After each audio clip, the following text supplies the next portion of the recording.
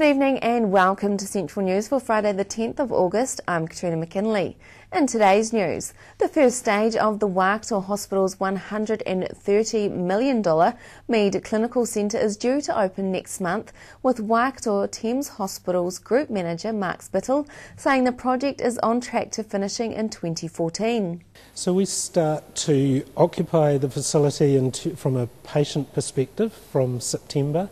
And various clinics will move over in a sequenced way over a number of weeks, because obviously it's such a large transition of different parts of our services that we're not going to do it all at once.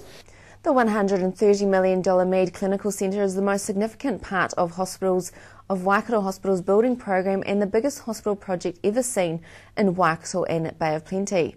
Mark says it will centralise most outpatient services, making the hospital campus easier to navigate. Information released from Statistics New Zealand states that salary and wage rates, including overtime, increased 2% in the year to June 30, 2012. This includes a 0.4% rise in the June 2012 quarter. Labour Cost Index private sector salary and wage rates increased 2.1% in the year to June 2012. Public sector rates increased 1.6% in the same period.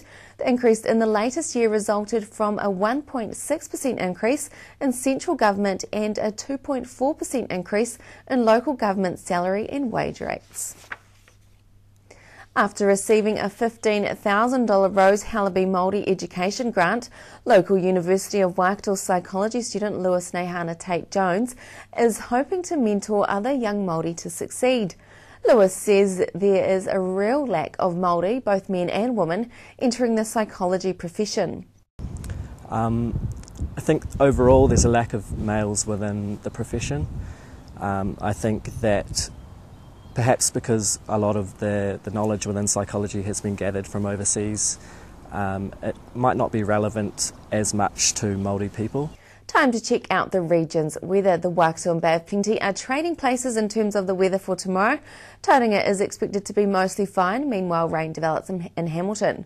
Tauranga, you are heading for a high of 16 from 8, and Hamilton you get 15 from 7. Coming up after the break, Kezia is at the University of Waikato hearing about environmental impacts and the current financial situation. Then Kezia finds out about the Marathon for Arthritis. I'll see you back here after the break.